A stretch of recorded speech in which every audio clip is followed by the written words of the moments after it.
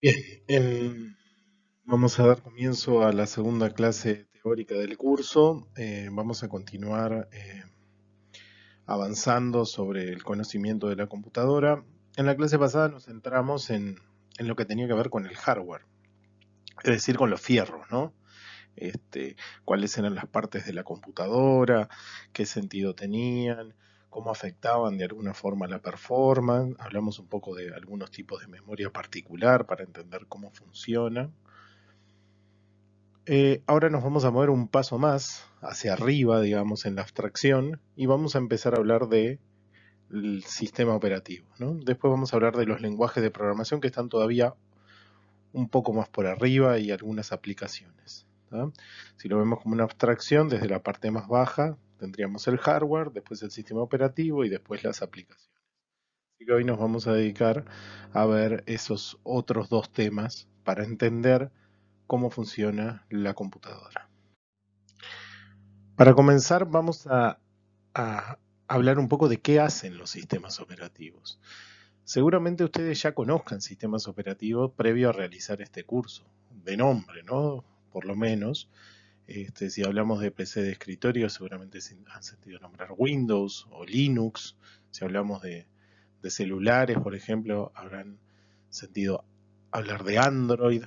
Entonces, bueno, vamos a tratar de entender primero qué función cumplen, ¿no? Después vamos a dar algunos detalles más, pero vamos a tratar de entender qué función cumplen, para qué es que son útiles, ¿no?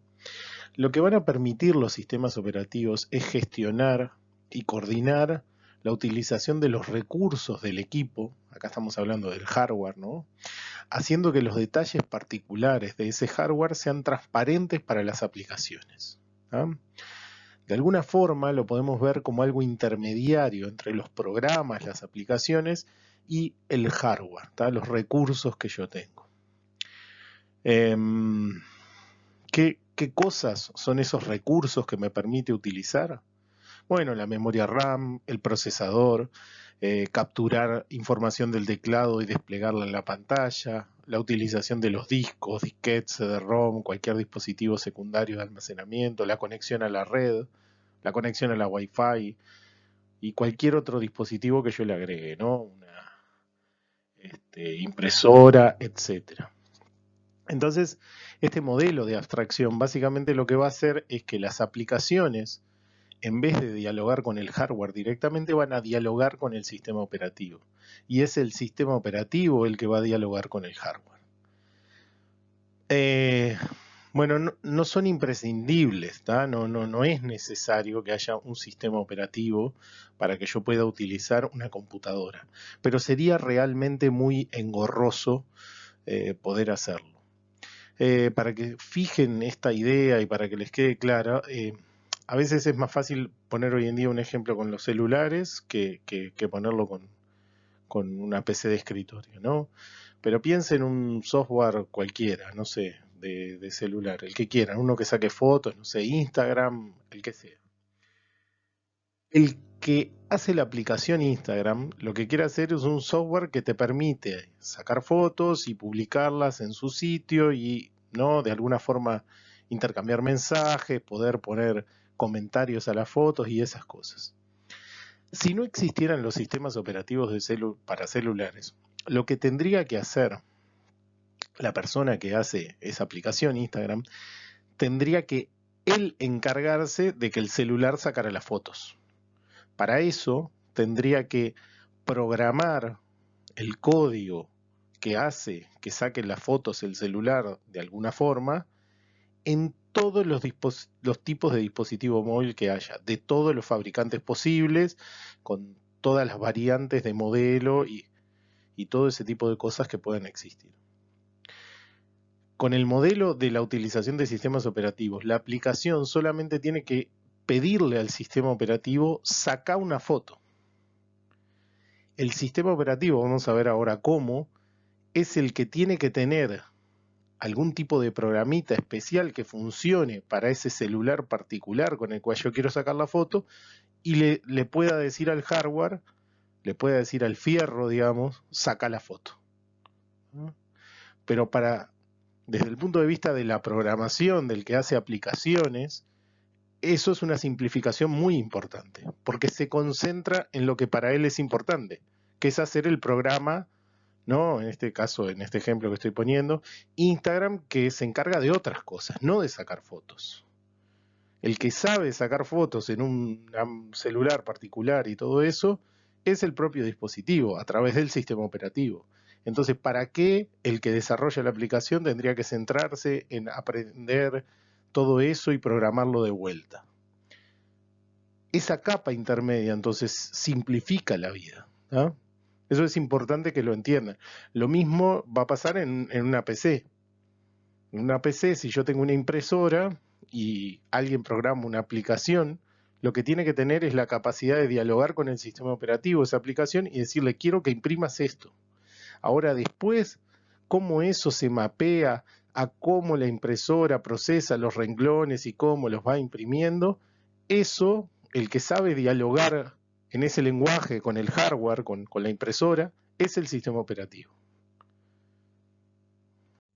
Vamos a entender un poco cómo ejecutan los programas y ahora lo vamos a hacer más claro con los sistemas operativos. Esto quedó un poco subyacente en la clase pasada, cuando explicaba un poco el tema de la memoria virtual y cómo se van dando los movimientos de los programas y todo eso, y cuando hablamos un poco de la memoria caché. Cuando yo voy a ejecutar un programa, ese programa se va a leer originalmente de algún dispositivo de memoria estable. Típicamente eso es el disco duro, ¿no? Lo tengo grabado en el disco duro, ¿no? Tengo instalado una planilla de cálculo. Cuando lo voy a abrir, de alguna forma voy a acceder a un ejecutable que va a empezar a hacer que eso ejecute. ¿Qué es lo que va a hacer ese ejecutable? Bueno, va a empezar a copiar en la memoria RAM de la máquina el programa que yo quiero ejecutar y va a ordenar que la primera instrucción de ese programa empiece a ejecutar, con lo cual empieza a ejecutar la aplicación y empiezo a ver la planilla de cálculo que empieza a hacer algo, ¿no? Me empieza a parecer que está cargando, que me va a mostrar algo. Lo mismo pasa con los sistemas operativos. Lo mismo va a pasar con el sistema operativo. Entonces, cuando yo enciendo el equipo, se va a comenzar a ejecutar el programa BIOS, que está almacenado en una memoria particular de las que comentamos la clase pasada, que es la EPROM. El BIOS es quien se encarga de verificar que el hardware básico está instalado y operativo, es decir, que la máquina pueda empezar a funcionar. Si no hay algunas cosas presentes, no va a poder funcionar la computadora. Eso es lo que chequea básicamente BIOS. Un ejemplo típico es en las computadoras viejas, en las PC, cuando el teclado tenía algún problema o algo de eso, que fallaba una verificación del teclado y el BIOS te avisaba, che, mirá que no tenés teclado, algo raro está pasando. Bien, después va a leer algunos parámetros de instalación desde la memoria CMOS. Esos tienen que ver con dónde está alojado el sistema operativo. Y después de que, ¿no? O sea, lee de esa memoria dónde está el sistema operativo guardado. ¿Tá? Recuerden que eso va a estar en el disco duro. La BIOS va a leer el sistema operativo de acuerdo a esa dirección que le pasaron y va a cargar algo que se llama el núcleo en la memoria RAM. No es que carga una sola instrucción y le dice empezar a ejecutar, sino que el sistema operativo necesita tener varias instrucciones ya cargadas en la memoria RAM para poder ejecutar. Cuando esa parte, a lo que se llama el núcleo, que es como lo que uno necesita para que empiece a funcionar, está alojado en la memoria RAM, la BIOS le da la orden de que empiece a ejecutarse la primera instrucción. Es como que le pasa el control al sistema operativo y le dice, a partir de ahora empezás a ejecutar vos, y a partir de ahí empieza a ejecutar el sistema operativo. Eso en general no quiere decir que ya haya cargado completamente. La mayoría de los sistemas operativos lo que hacen es, a partir de que les dieron la instrucción, empiezan a ejecutar cosas y a la vez siguen cargando más cosas en la memoria RAM. Cuando uno prende el sistema operativo en Windows, no sé, le sale para autenticarse, uno va escribiendo y uno percibe que el sistema operativo todavía está cargando y haciendo cosas, ¿no? Este, está bueno separar esas cosas. Una cosa es que tenga el control y que esté ejecutando, y otra cosa es que esté completamente cargado en memoria, ¿no? Son dos cosas distintas. Bien, y en esta diapositiva tenemos la misma explicación, pero de forma gráfica para que quede un poco más claro, ¿no? Tengo el encendido, la BIOS realiza las verificaciones de hardware básico, después lee los parámetros de la memoria CMOS para poder ejecutar el sistema operativo. A partir de la información que obtuvo, va a poder ir al dispositivo de arranque del sistema operativo a leer los datos, ¿no? A empezar a leer el sistema operativo. Eso típicamente es el disco duro, ¿no? Cuando uno tiene una PC ya configurada, el sistema operativo está grabado en el disco duro y entonces la memoria CMOS lo que le va a dar a la BIOS es una dirección a partir de la cual está alojada en el disco duro. Bueno, se empieza a leer el sistema operativo, a medida que se va leyendo se va cargando en la RAM, y cuando ya se cargó una cantidad suficiente, esto que yo decía que era el núcleo, se le ordena al sistema operativo que empiece a ejecutar, y a partir de eso se le da el control y la BIOS deja de estar trabajando en ese momento. Bien, como decía, cuando el sistema operativo empieza a ejecutar, parte de las tareas que tiene que hacer es terminar de cargarse a sí mismo en la memoria RAM, ¿no? Lo que se había cargado era un núcleo básico para que empezara a ejecutar. Dentro de lo que hace al ejecutar sus instrucciones es terminar de autocargarse a la memoria RAM. Otra cosa que hace es cargar los programas de control de los diferentes dispositivos. A eso típicamente se le llama drivers en inglés, seguramente alguna vez algún driver o algún controlador, como se le llama en castellano, les puede haber dado problemas al configurar, no sé, algo, una tarjeta de sonido o una tarjeta de video o incluso una impresora. Y otros programas residentes. Ahí los programas residentes en realidad vendrían a ser programas que están en ejecución cuando uno prende la máquina, ¿no? Hoy en día, si uno cuando empieza a instalar software, no sé, imaginemos que tienen instalado el Dropbox, un Skype, el Zoom, ahora que se está usando el Zoom, no sé, varias de esas aplicaciones. En general, cuando uno termina de prender la máquina, si va a la parte baja a la derecha, va a ver que hay un montón de iconitos como de cosas que están ejecutando, que están ahí. Por ejemplo, el antivirus también, si uno tiene antivirus. Bueno, esos programas están residentes, quiere decir que cuando el sistema operativo empieza a ejecutar, ¿no? Automáticamente los tiene que llamar para que esos programas también se empiecen a cargar y queden ahí como disponibles, ¿no?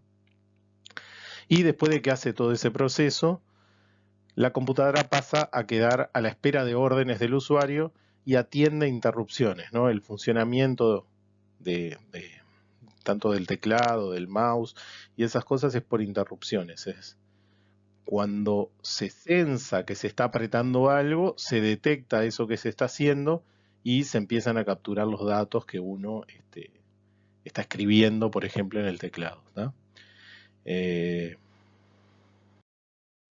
Entonces, ahora volvemos a ver el diagrama que teníamos para representar el sistema operativo con este refinamiento nuevo que le acabamos de incluir, que explica cómo se da ese diálogo con el hardware, ¿no?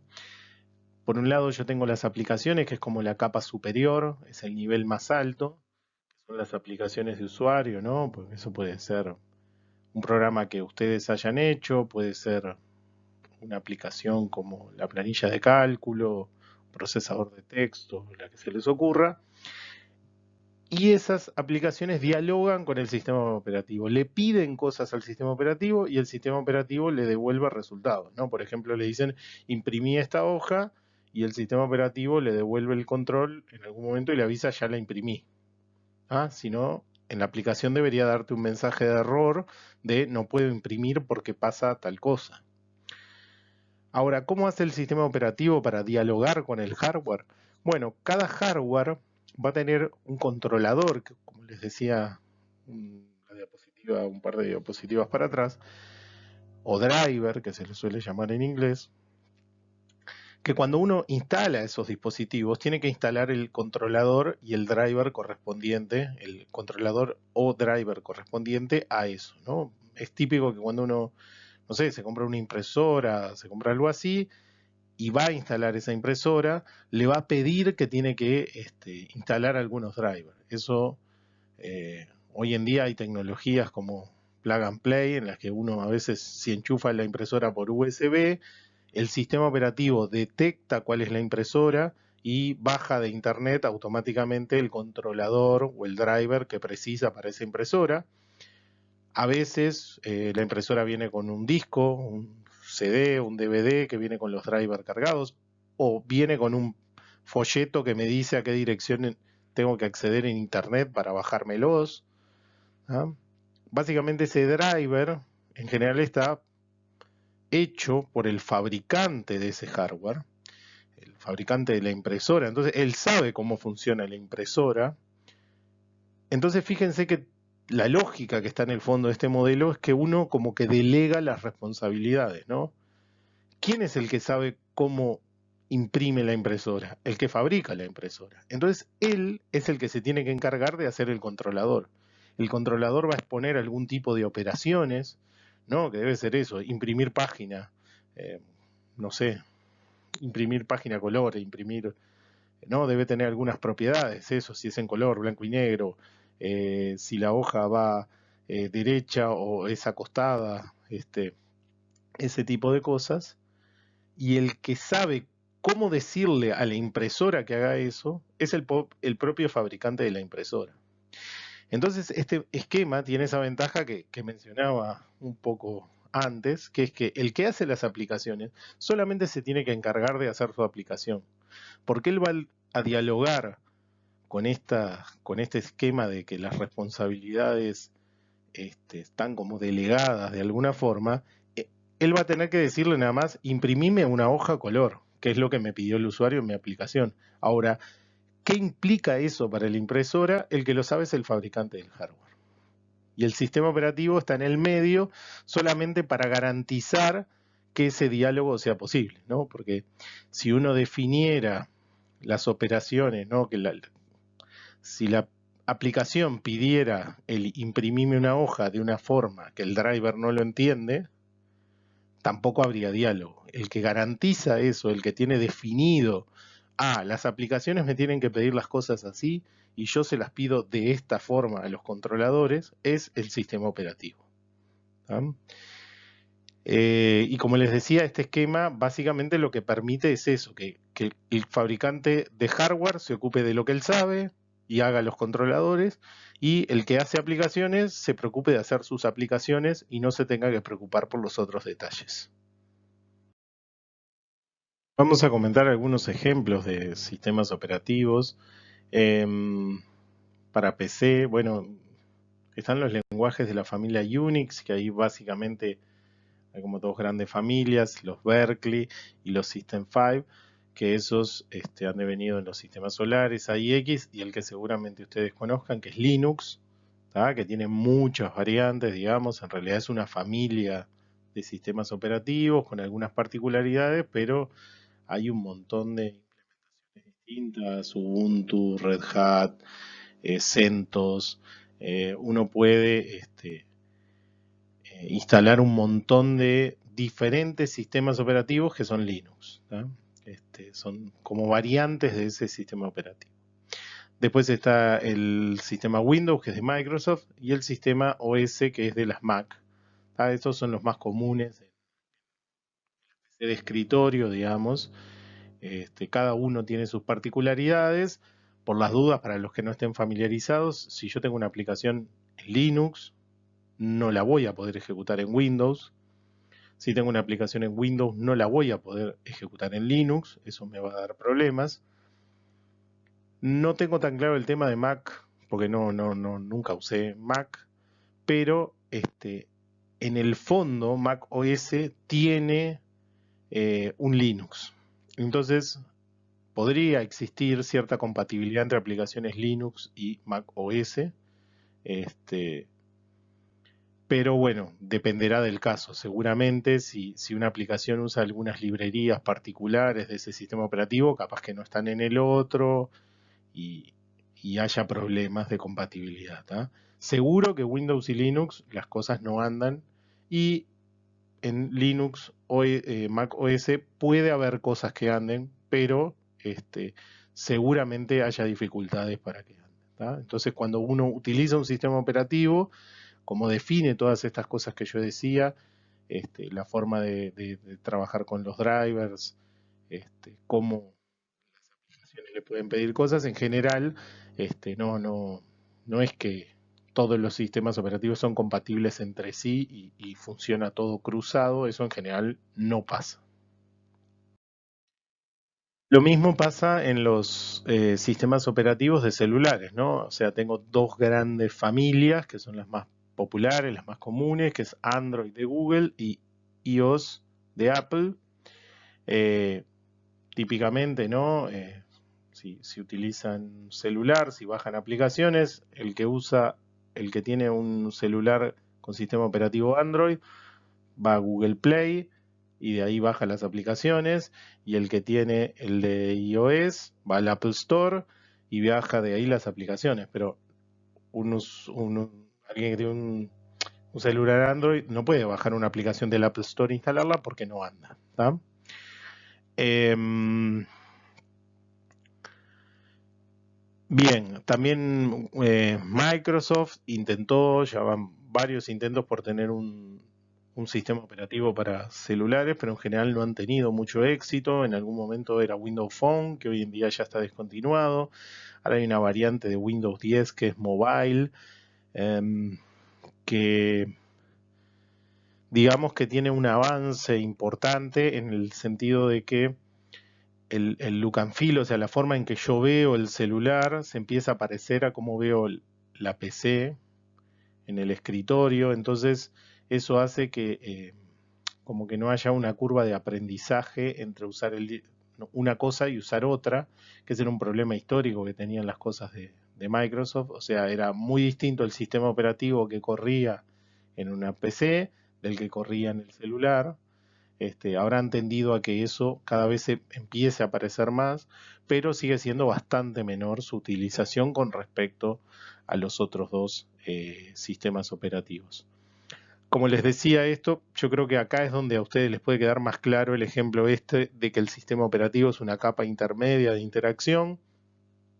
Creo que con el ejemplo que ya puse del tema de la cámara de fotos es suficiente, pero piensen en eso, porque capaz que en las PC de escritorio a veces es difícil que ustedes vean toda la variedad que puede haber de los equipos, ¿no? Pero claramente en los celulares hay 20 fabricantes de celulares distintos, con 50 modelos distintos, cada uno con sus características particulares, diferentes tipos de cámara, eh, diferentes tipos de procesadores, lo que se les ocurra. Entonces, hacer una aplicación que ande para todo eso es realmente casi imposible. ¿Tá? Si los desarrolladores de aplicaciones tuvieran que hacer eso, no tendríamos casi aplicaciones para celulares. El éxito de, de funcionamiento de esto, que hace que haya millones de aplicaciones, es que básicamente muchas cosas el que desarrolla la aplicación no se tiene que preocupar porque quedan ocultas por el sistema operativo, y es el sistema operativo el que se encarga de gestionar esas cosas. Entonces, si yo tengo un celular, no sé, Motorola, o si tenés uno Samsung, para el que hace la aplicación es lo mismo, básicamente. ¿Ah? Esa responsabilidad está puesta en el sistema operativo y en los controladores que tendrá o la forma que tenga de comunicarse con la cámara, con el micrófono, con las cosas que utilice del celular. Existen algunos criterios que sirven para clasificar a los sistemas operativos. Algunos, con el paso de los años, han caído un poco en desuso porque los sistemas operativos han tendido paulatinamente a ir convergiendo todos a comportamientos similares. Por ejemplo, con el tema de la cantidad de usuarios, ¿no? Tenemos por un lado los sistemas operativos monousuario, en el que solamente un único usuario puede trabajar a la vez, y los sistemas multiusuario que permiten trabajar en forma simultánea a más de un usuario. Si pensamos en PCs de escritorio, hoy en día todos los sistemas son multiusuarios, ya no son más monousuario. Seguramente si alguno de ustedes lo vio, el sistema operativo DOS, que es el sistema operativo de Microsoft antes de que tuvieran ventanitas, que ya hace un montón de años que ese sistema operativo no existe más, era monousuario, pero paulatinamente con la incorporación, a medida que fue avanzando Windows, empezó a ser multiusuario, ¿tá? Entonces hay forma de que dos personas trabajen a la vez en la misma máquina. Tienen que utilizar tecnologías como Remote Desktop, que es una tecnología de Windows. Entonces hay una persona sentado en la máquina trabajando con el teclado y otra persona que accede remota, por ejemplo, con esa tecnología, o podrían haber más de una persona accediendo remota a esa máquina. En Linux eso es súper común, o sea, una persona se loguea a una máquina, y otra persona se puede loguear de forma remota, siempre y cuando tenga un usuario registrado en esa máquina o en esa red. No hay ningún tipo de problemas. Eso es algo que habitualmente hacen los estudiantes de computación que trabajan en las salas de PC de Linux de la facultad. Incluso alguna vez, si trabajan en la sala de máquinas de PC Linux, ya sea este año o en otro contexto, y de repente notan que la máquina anda lenta a veces y todo eso, deberían revisar los procesos que están ejecutando, pues es posible que haya alguien de forma remota ejecutando procesos porque, no sé, tiene una entrega de algo y tiene que correr un programita y precisa ejecutarlo en varias máquinas. Y en realidad lo que está haciendo que les ande lenta la computadora es que hay otro corriendo un proceso ahí.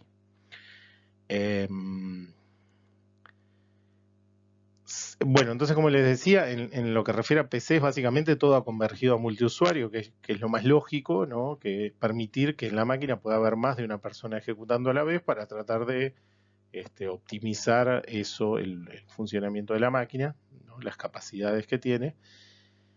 Sin embargo, si pensamos en el mundo de los celulares, eso no ha pasado todavía. Y no sé, esto es futurología, o sea, yo tampoco soy un experto en tecnologías de celulares, pero no parece ser que vaya a ser algo que tenga mucho sentido, ¿no? Si bien hay algunos, el celular, los Android de alguna forma, tienen ahí algo de Linux abajo.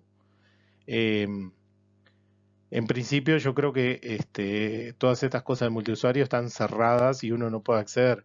Imagínense que es un poco peligroso permitir que otro usuario acceda de forma remota a mi celular y pueda hacer alguna cosa sobre él, ¿no? No es una aplicación que a priori uno diga que es obvio que se necesita o que está claro que se precisaría que alguien haga eso, ¿no?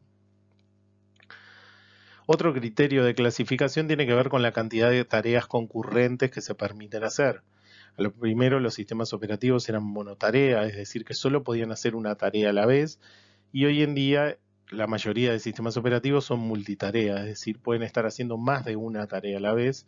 Imagínense que esto también está bastante alineado con algo que vimos en arquitectura, que tiene que ver con que hoy en día las CPU son multicore. Entonces, si yo tengo más de un core y el sistema operativo es monotarea, solo puede ejecutar una cosa a la vez, va a haber algún core que no va a estar haciendo nada, ¿no?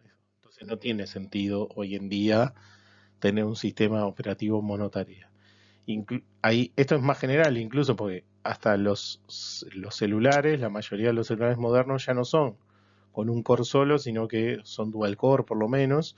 Entonces ahí también los sistemas operativos que ejecutan en los celulares tienen que ser multitarea para poder sacarle jugo a todos esos procesadores.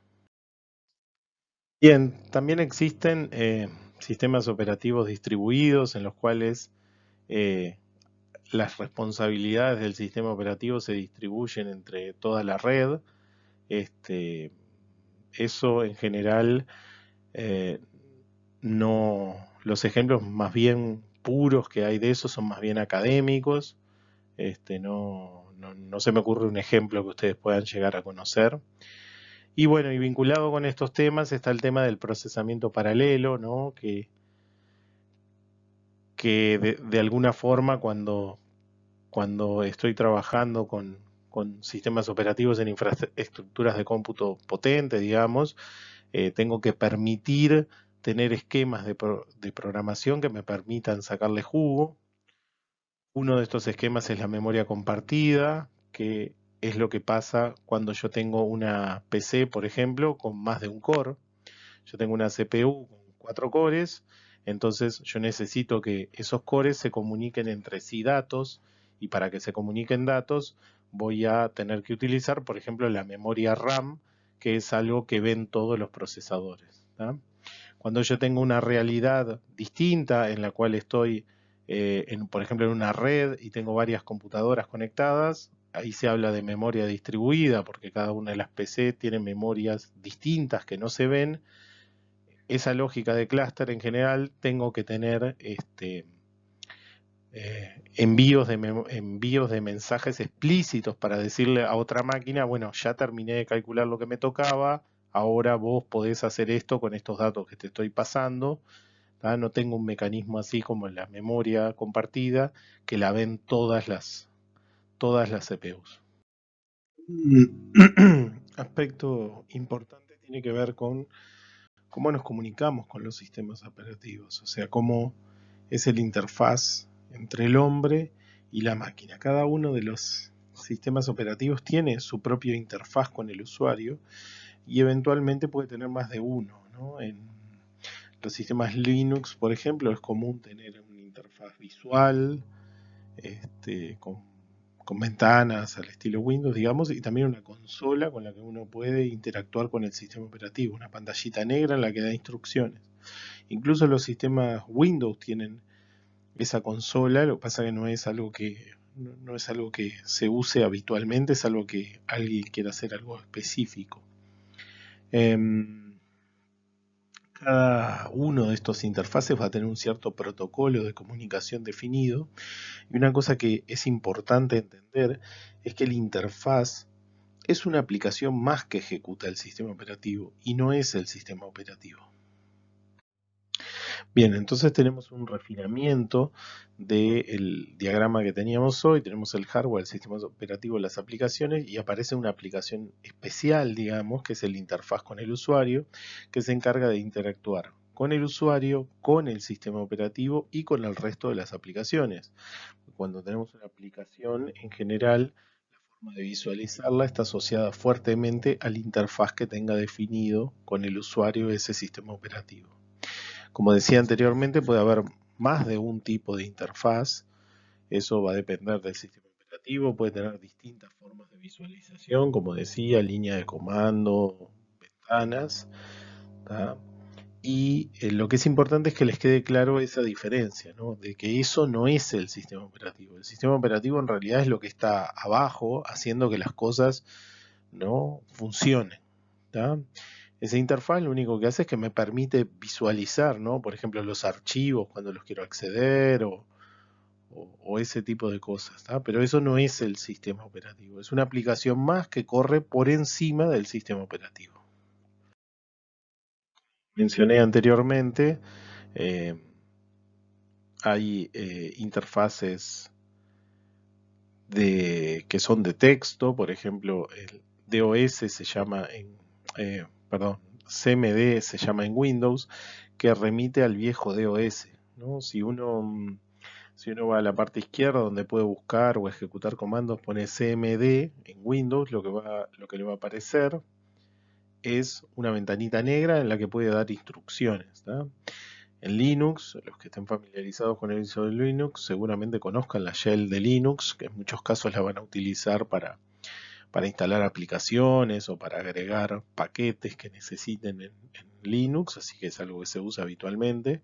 Y bueno, por otro lado tenemos los interfaces gráficos, que se los conoce con el nombre de GUI, Graphical User Interface, ¿tá? Que bueno, son las ventanas en Windows. Apple tiene también un sistema de ventanas. Hoy en día todos los sistemas más o menos han ido convergiendo también en el tipo de funcionalidades que dan.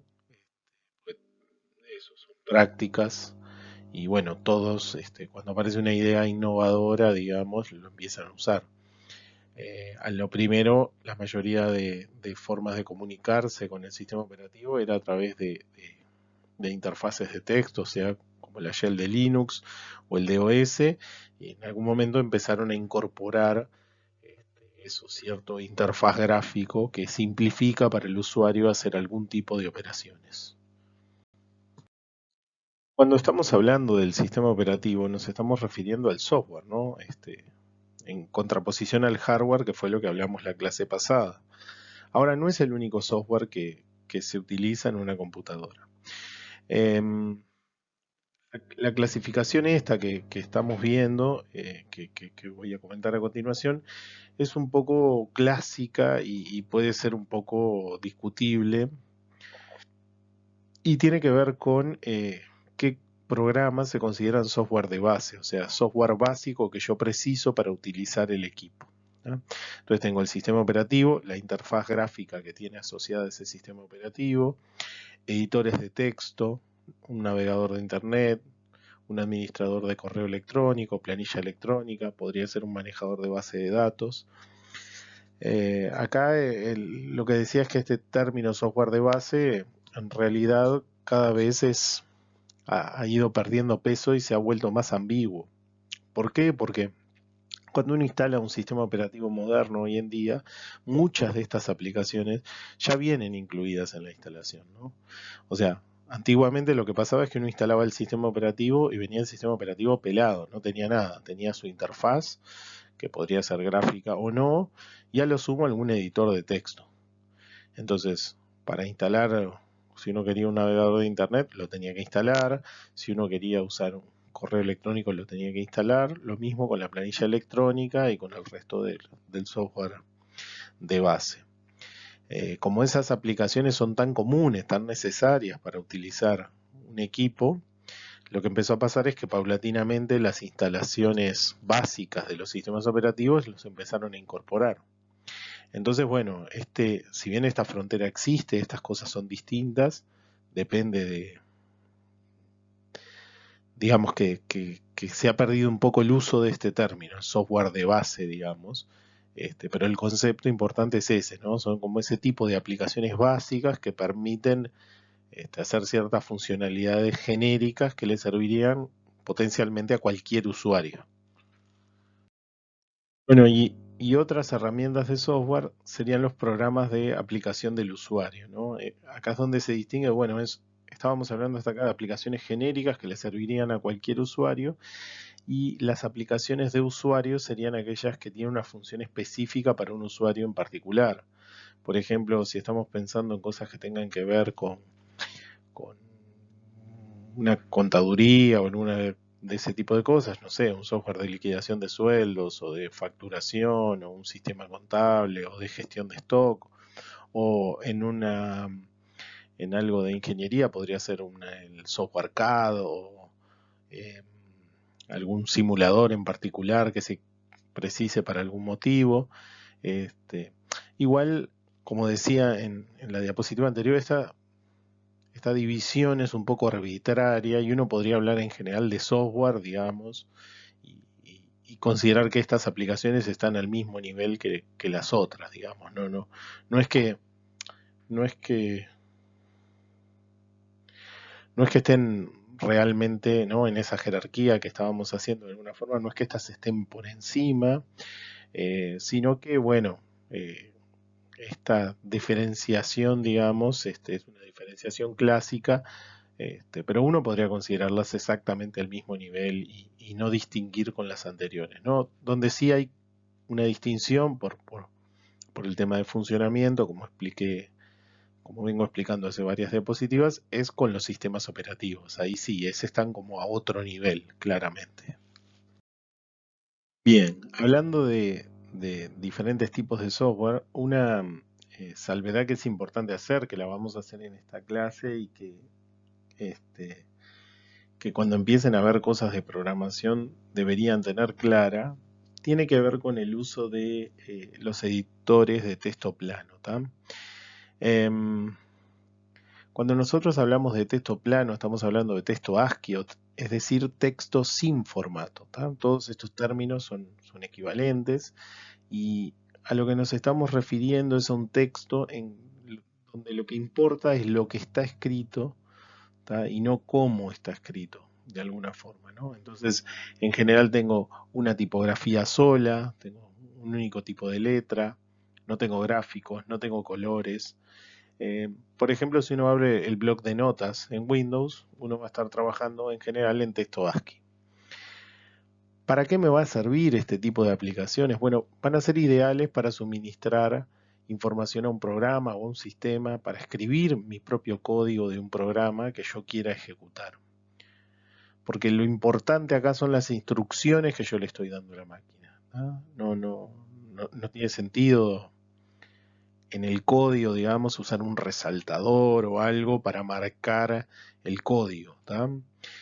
Cuando utilicen la herramienta Octave, que se va a presentar la próxima semana, van a ver igual que los editores específicos que usa, por ejemplo, Octave, resaltan algunas palabras en colores porque son palabras claves y nos permiten leer más fácilmente el texto, pero a las personas. Pero en realidad, el archivo de texto que se está grabando es texto plano y las palabras no tienen colores. ¿Tá? Esto es importante porque hay una diferencia grande con los procesadores de texto, ¿no? Bueno, como señalaba, hay varios editores de texto plano. El bloc de notas o Notepad es el más conocido de Microsoft. Después hay varios que funcionan en Linux, Vim, Gedit, Kate. Después hay algunas versiones similares al Notepad que están mejoradas, como Notepad++, o Sublime Text, que es un editor bastante avanzado, digamos, que se utiliza mucho en programación, que permite trabajar con distintos lenguajes, tiene un montón de virtudes para programar. Nos decía que hay una diferencia grande entre lo que es un editor de texto plano, digamos, y un procesador de texto. Eh, ¿Por qué? Porque en realidad en el procesador de texto lo que yo quiero es texto con algún formato enriquecido.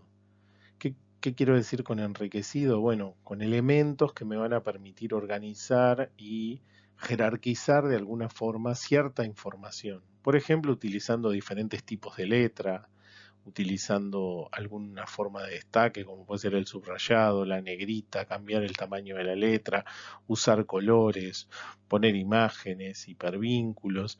Esto va a ser ideal para que lo lean las personas, digamos, ¿no? Entonces, si yo tengo que redactar un informe para una asignatura, y típicamente lo que han hecho en la carrera es, van a usar un procesador de texto y ahí lo van a trabajar.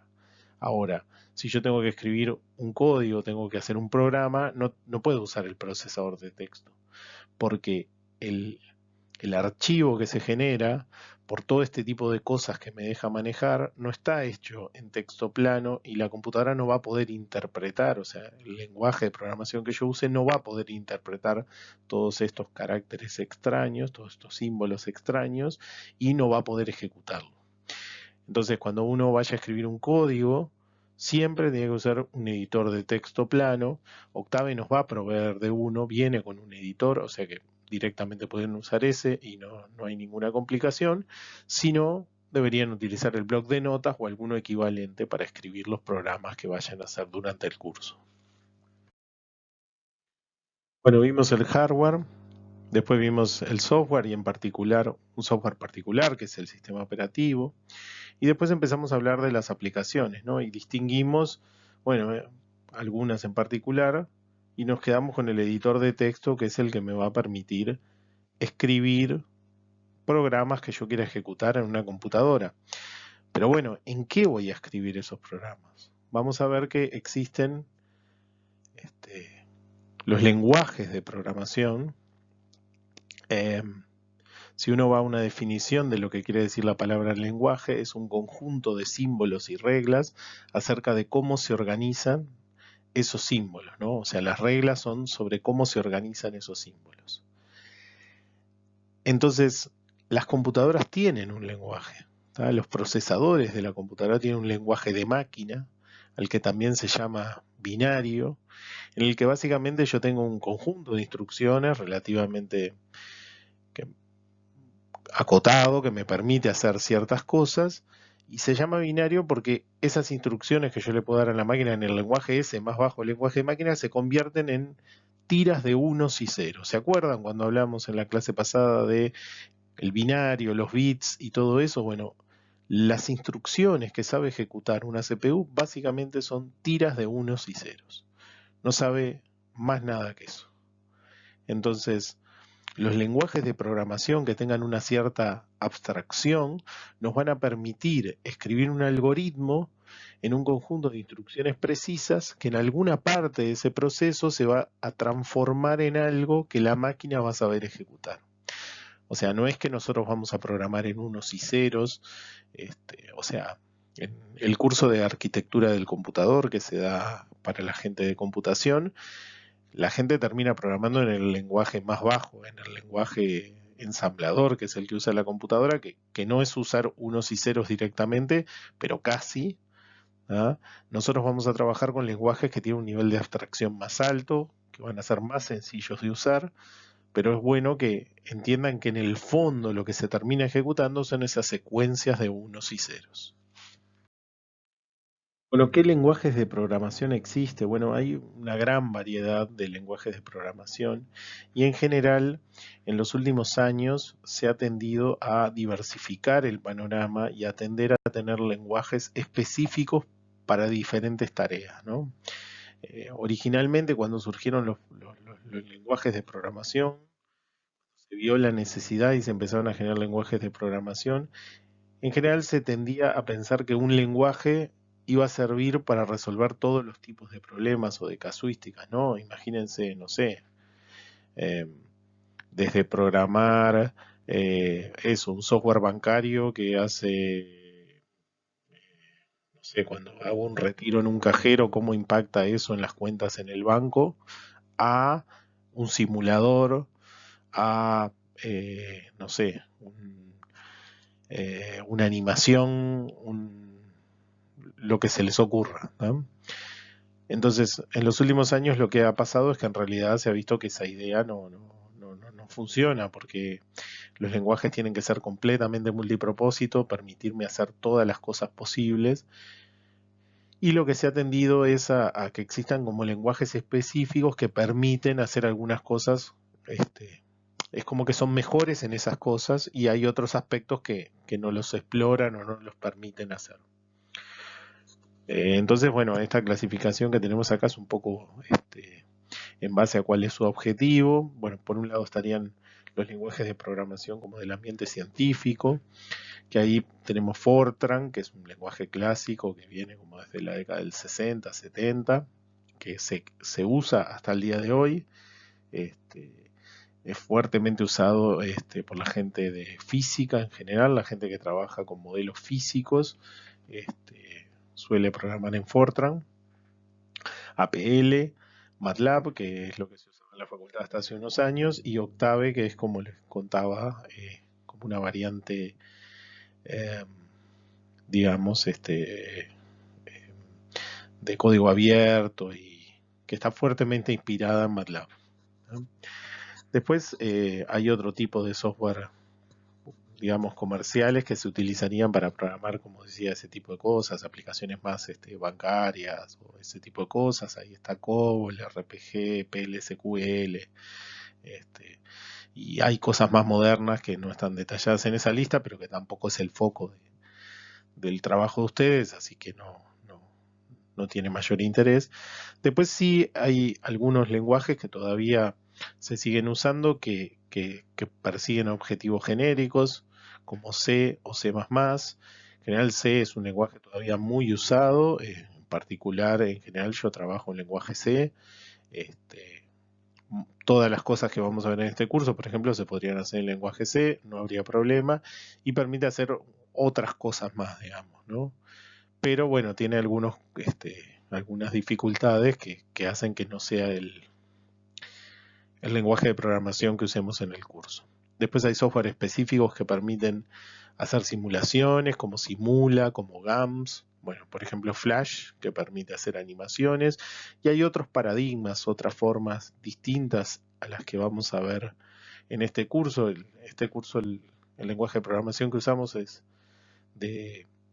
un lenguaje de programación imperativa que se le llama, pues las instrucciones son una secuencia una tras de la otra, y hay otros paradigmas que se estudian en computación, como la programación funcional, la programación lógica, este, pero que bueno, que también se escapan un poco los objetivos del curso.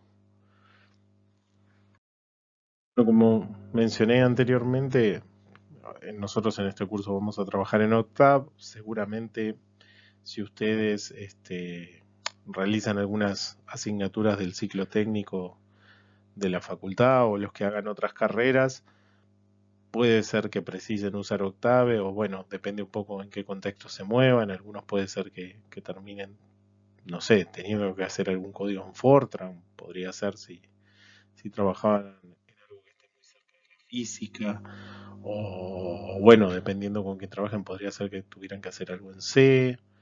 Eh, lo que es bueno entender de cómo funcionan los lenguajes de programación es cómo realizan la traducción entre ese lenguaje de programación en el que nosotros vamos a escribir, que como comentaba la semana que viene vamos a empezar a aprender cómo funciona Octave, qué tipo de instrucciones puedo dar, y ese lenguaje de máquina, ese lenguaje que la máquina entiende, que hay dos formas de hacerlo. Una son los lenguajes que son compilados, y por otro lado están los interpretados. Yo mencionaba dentro de los software, dentro de los lenguajes de programación científicos, a Fortran. Fortran es, por ejemplo, compilado. El lenguaje C, que es con el que yo trabajo, es compilado. Octave y MATLAB son interpretados. Y hay otros que son interpretados, ¿tá? Como Java también, o sea, hay varios lenguajes interpretados. Vamos a tratar de entender qué quiere decir esto, qué diferencia hay entre estas dos formas de traducción, entre lo que yo escribí y el lenguaje de máquina que termina ejecutando efectivamente en la computadora. Bien, ¿cómo funcionan los compilados? Bueno, tenemos un programador que escribe su programa fuente, escribe todo el código, tiene que escribirlo completo, digamos, tiene que llegar a una versión completa del programa que está haciendo. Utiliza un compilador, ¿tá? Se le llama compilador, que genera ya código máquina. O sea, genera un archivo que se compone de unos y ceros, ¿tá? Y en principio, si no usa ninguna biblioteca ni nada, ese código que ya genera máquina es ejecutable, ¿tá? Esas tiras de unos y ceros ya son ejecutables.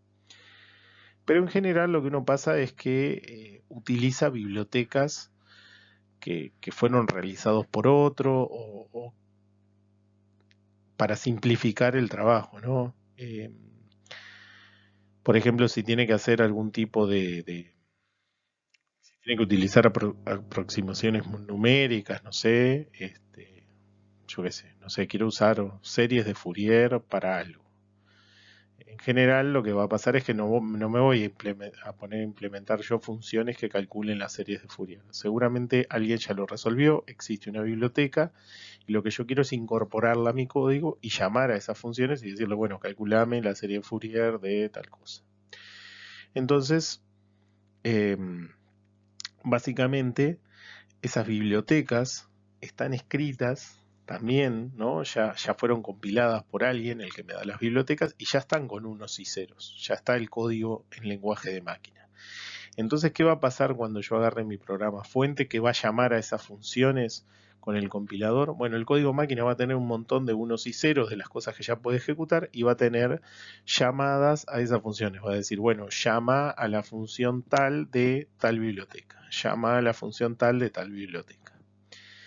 Entonces aparece esta nueva etapa que es encadenador, que básicamente lo que hace es agarra ese código mío de máquina que estaba generado, que tenía un montón de unos y ceros, pero había un montón de cosas que no sabía cómo resolverlas, que dice llamada a tal función, llamada a tal función, agarra el código de esas bibliotecas, donde ahí está esa función transformada a unos y ceros, y con todo eso hace el ejecutable que solo tiene unos y ceros, digamos.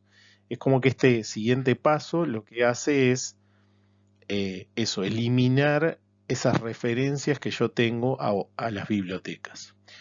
¿Por qué eso es importante? Bueno, porque fíjense que ya lo he mencionado en varias cosas, pero parte del éxito de la computación tiene que ver con que yo no tenga que reinventar la rueda. Si yo eh, necesito todo el tiempo desarrollar mi propio código y hacer cosas que ya otro hizo para poderlas incorporar en mi programa, pierdo un montón de tiempo, pierdo productividad y no puedo enfocarme en el problema que yo quiero resolver. Entonces, que hayan bibliotecas disponibles que me permitan ya tener resueltos problemas o subproblemas de lo que quiero resolver, es algo buenísimo que me hace más fácil a mí desarrollar mi programa. ¿Se entiende? Entonces, para eso necesito este esquema que involucra una etapa más. Esa etapa de instanciar desde mi código hacia las funciones que estoy llamando y agregarlas en el ejecutable. Bien, entonces fíjense que cuando yo tengo estos compilados y imagínense que uso un montón de bibliotecas, lo que me va a pasar es que me va a estar trayendo un montón de código de esas funciones de las bibliotecas. Y lo que va a terminar pasando es que los binarios, o sea, los archivos ejecutables que voy a generar van a terminar siendo muy grandes para cargarlos en la memoria RAM. O sea, con los tamaños de RAM que tengo hoy en día, obviamente que entran, pero van a estar usándome mucha de la memoria RAM. Entonces, existen algunos parches, algunas cosas que resuelven eso, por ejemplo, las bibliotecas dinámicas, que por ejemplo en Windows se les llamaba DLL, Dynamic Link Library, los Shared Objects son más de Linux, eh, donde en vez de yo tener esas referencias resueltas al momento de compilar, yo lo que permito es como tener la llamada a la librería y tengo estas librerías dinámicas que en tiempo de ejecución, o sea, cuando mi programa va a ejecutar, acceden a la librería y la librería les devuelve el resultado. ¿tá? Eso lo que permite es no tener un archivo gigante con toda la información, sino que es como que la información está partida y eso es más amigable para calzarlo en la memoria RAM. ¿Qué diferencia tengo con los interpretados? Bueno, en los interpretados en general, para empezar yo no tengo por qué tener todo el código completo, ¿no? Depende un poco del lenguaje y sus características, pero en muchos de ellos no tengo que tener todo el código completo, sino que el procesamiento se va haciendo renglón a renglón, ¿no? Entonces yo puedo escribir los primeros 5 renglones bien prolijos y el sexto escribirlo más o menos y empezar a ejecutar ese código, ¿no? Entonces, ¿cómo se hace la conversión en este caso? ¿Cómo se hace el procesamiento? Bueno, se lee la primera sentencia y se analiza. Si es correcta sintácticamente, digamos, o sea, si lo que escribí está bien desde cómo están formadas las expresiones del lenguaje, se pasa a ejecutar esa instrucción. Si está mal formada esa instrucción, me va a dar un mensaje de error. Acá imagínense, todavía no hemos avanzado en cómo es el lenguaje de programación. Octave es un lenguaje interpretado, hago esa aclaración, pero como todavía no sabemos Octave, voy a poner un ejemplo de lenguaje castellano, digamos, ¿no? Si yo digo la casa es azul, o no, el perro es verde. ¿No? El perro es verde, desde el punto de vista sintáctico, es una expresión que está bien formada. O sea, cuando yo la analice, ¿no? Si yo tuviera un lenguaje que fusionara en base al lenguaje castellano. Cuando yo analizo esa expresión, sintácticamente es correcta y va a tratar de ejecutarla y hacer lo que esa instrucción diga. Puede ser que la semántica, o sea, lo que yo quise decir, esté mal. Y si estoy diciendo el perro es verde, seguramente esté mal lo que estoy tratando de decir. Pero desde el punto de vista sintáctico, esa expresión es correcta. Lo que hace este analizador es encontrar las expresiones sintácticamente incorrectas. O sea, si yo pusiera el verde es perro, cuando va a procesar esa instrucción dice, no, acá está raro. El verde es perro, no está bien formada esta instrucción. Y ahí daría un mensaje de error. ¿Tá? Pero es importante que entiendan que en ese análisis no se va al contenido de la instrucción. ¿Tá? El contenido podría estar mal. ¿Tá? Bueno, después de que se ejecuta, se espera y se lee la próxima sentencia. ¿Tá? En el caso en que dé un mensaje de error, también espera ahí a ver que yo le diga o que corrija esa instrucción de código o que ejecute otra distinta. Entonces, resumiendo un poco y viendo los dos esquemas, en el lenguaje, en los lenguajes compilados, yo después de escribir el código, se hace ese chequeo sintáctico también. Yo eso lo omití mencionar cuando hablé de los compilados. O sea, ahí el chequeo es completo, porque acuérdense que yo suministro el archivo completo con todas las instrucciones. Tienen que estar todas bien escritas. Si todas están bien escritas, se va a generar ese ejecutable. Entonces, ¿cómo se daría la ejecución de un programa que yo generé con un lenguaje de programación compilado después de compilarlo? Bueno, yo voy a tener el hardware, voy a tener el sistema operativo y voy a tener mi programa ejecutable. Y mi programa ejecutable va a dialogar directamente con el sistema operativo. Si yo tengo un esquema de interpretado, ¿tá? Acuérdense que se analizaba instrucción a instrucción.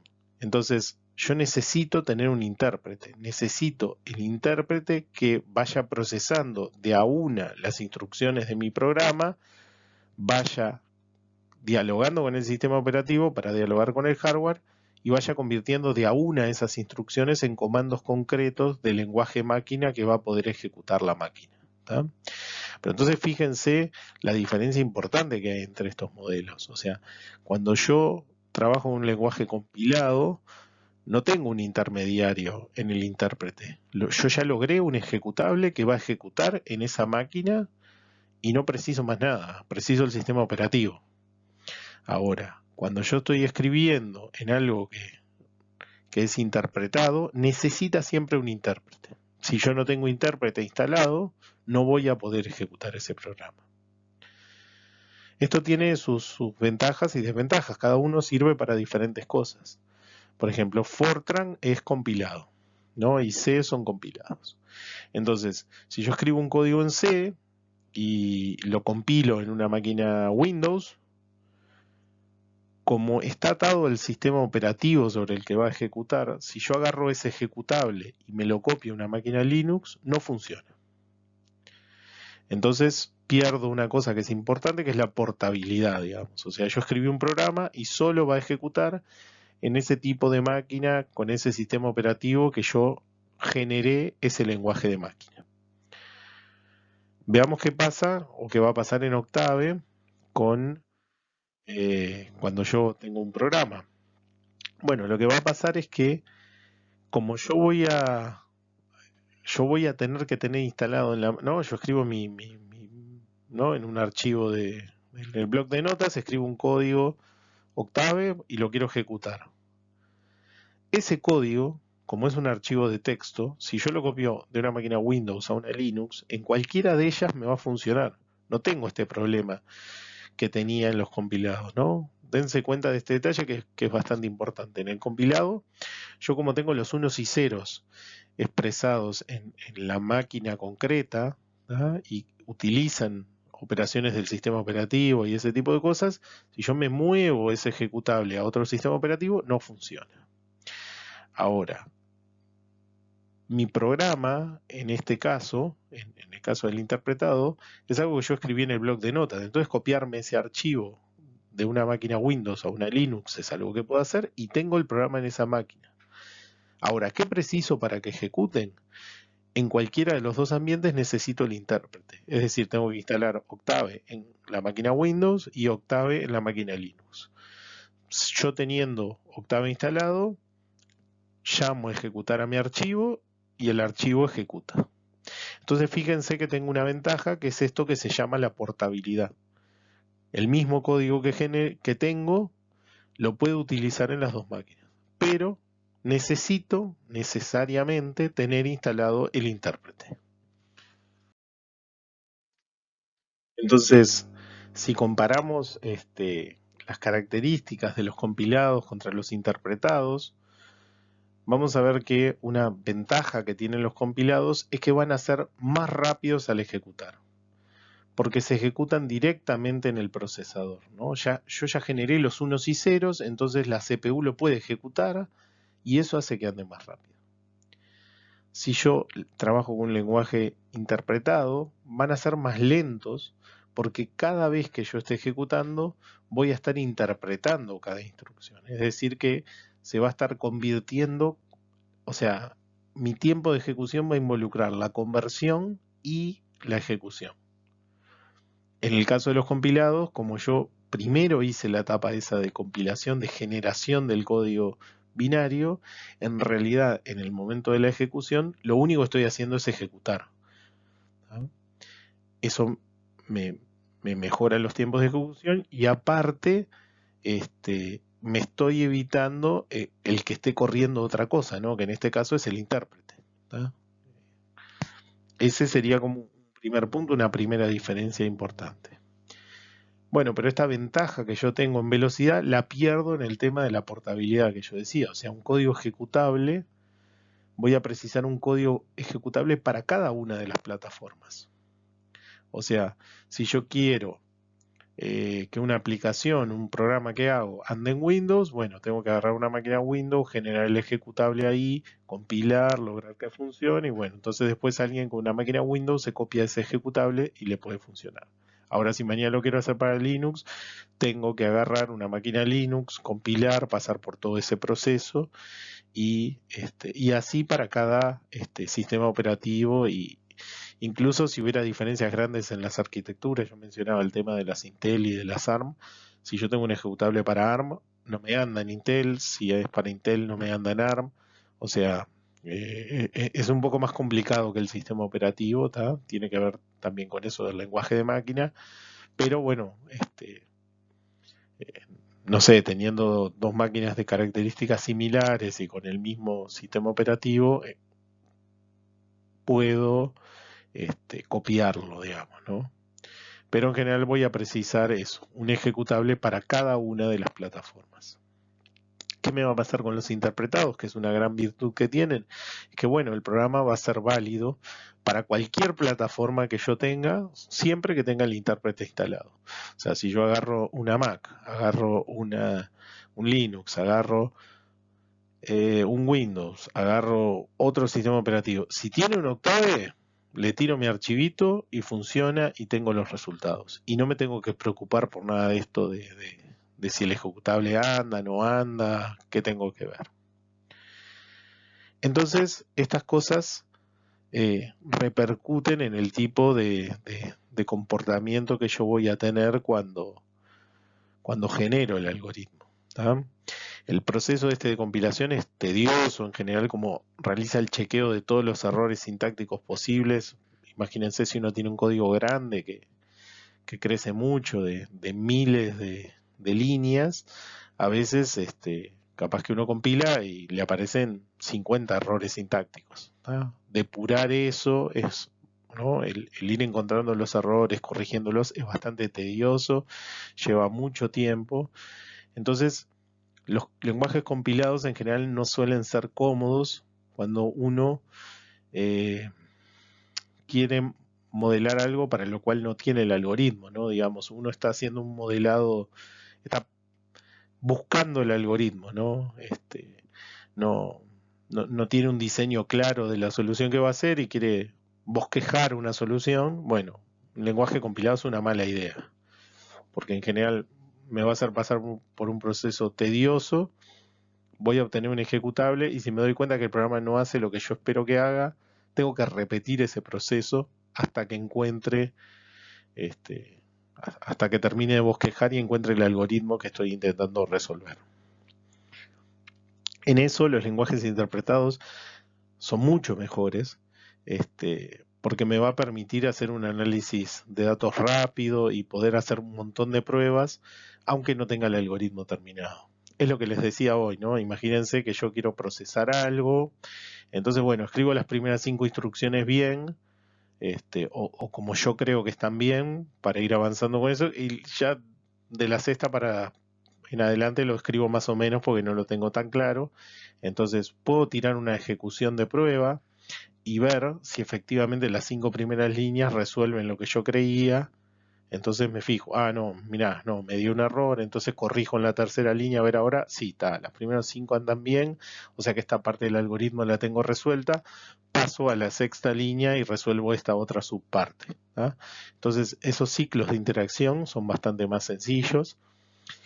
Incluso Octave, que lo van a conocer la semana que viene, tiene el lenguaje de programación tiene, aparte de un entorno para ir ejecutando, tiene para escribir el código.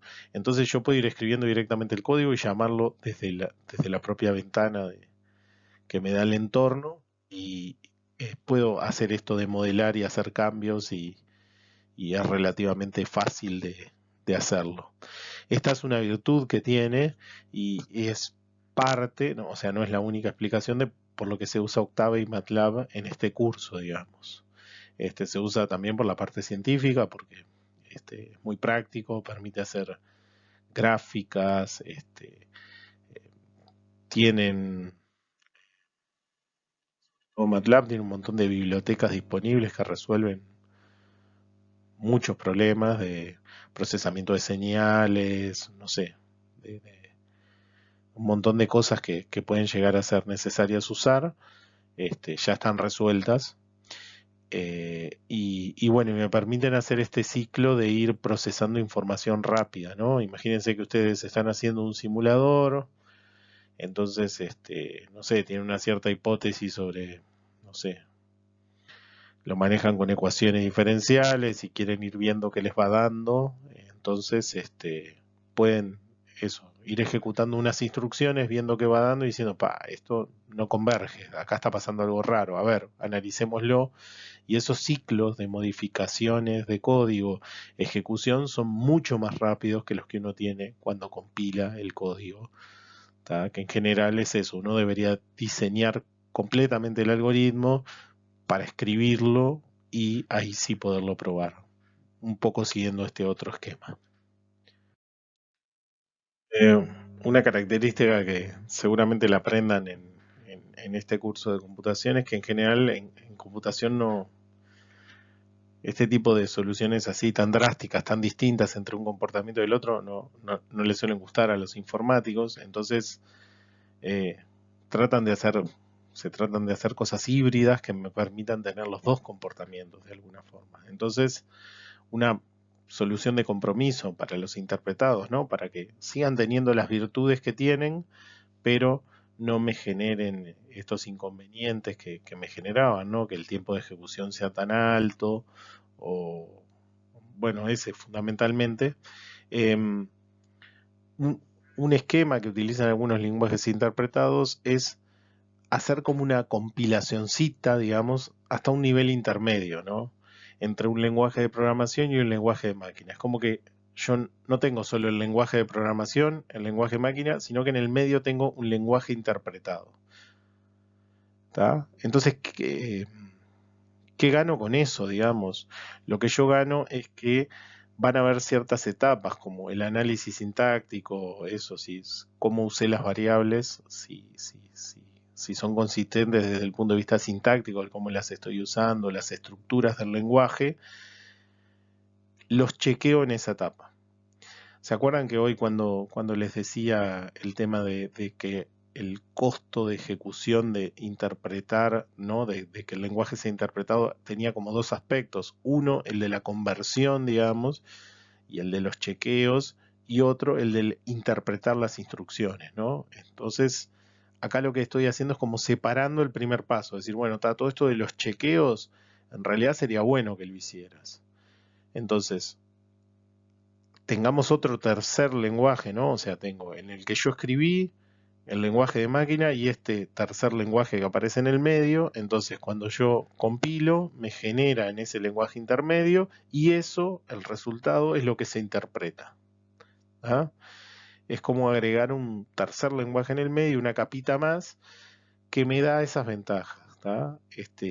Como el, si bien el lenguaje que voy a terminar teniendo en el medio es interpretado, eso va a hacer que sea un poco más lento que el compilado, va a seguir teniendo la virtud de que siempre y cuando yo tenga esa capa del medio, ese lenguaje interpretado del medio, disponible en distintas máquinas, voy a poder ejecutar, ¿no? En este caso va a ser ese código que yo compilé. Fíjense que como no lo estoy compilando a unos y ceros, sino al lenguaje interpretado ese del medio, tengo la posibilidad de que eso ejecute en cualquier máquina.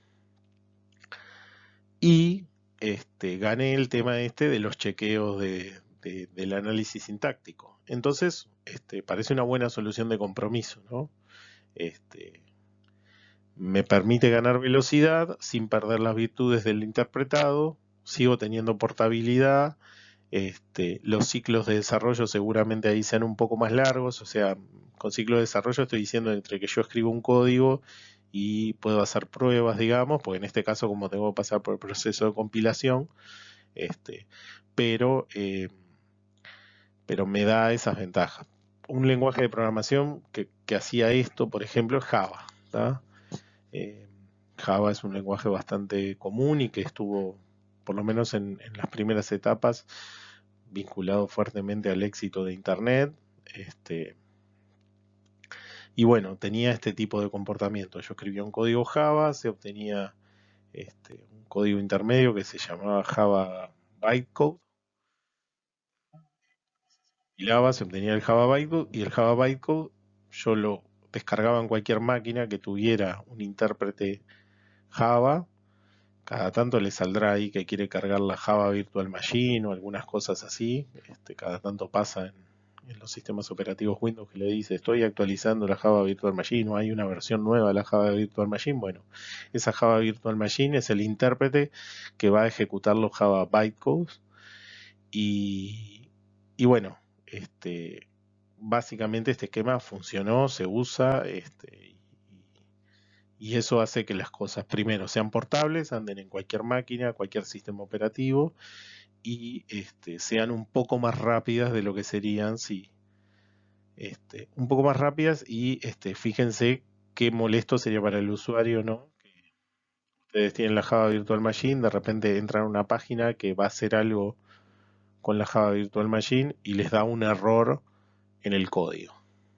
Sería muy malo ese funcionamiento, ¿no? Esto permite que, bueno, ya analicé sintácticamente las cosas, entonces esos errores de sintaxis, de tener las cosas mal escritas en el código, no me van a pasar. Otro enfoque distinto para encontrar soluciones de compromiso es a los que se le llama compiladores JIT o Just-in-Time Compilers.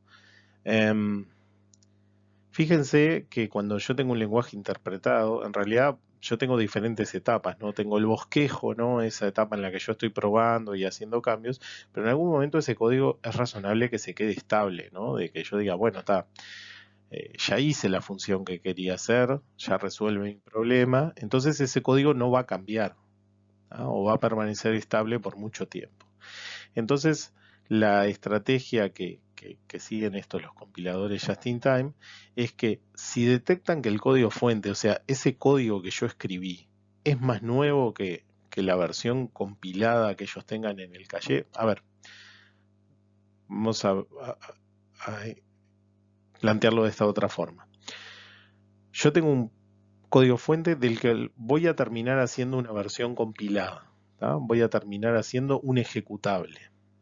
Pero, ¿cómo lo voy a hacer? Lo voy a tener asociado fuertemente a la versión del código fuente que yo tenga. Entonces, si yo realizo modificaciones en el código fuente, quiere decir que el ejecutable que yo tengo asociado es viejo porque el código fuente fue modificado. Lo que va a hacer es compilar generando un código binario nuevo. Ahora, si el código ejecutable que yo tengo